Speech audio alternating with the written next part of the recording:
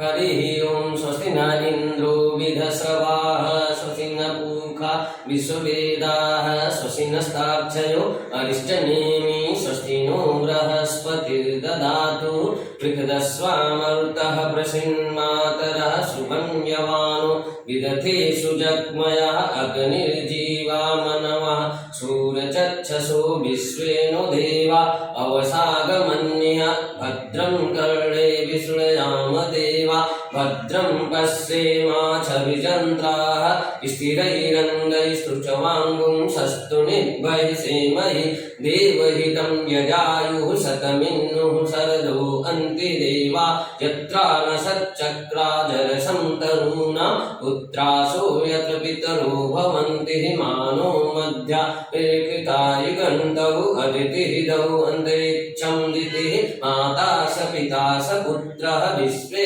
देवा अदितिः पञ्चजना अदितिर्जातं दितिर्जनित्वं तौ शान्ति अन्तरिक्षगुं शान्तिः पृथिवीः शान्तिराप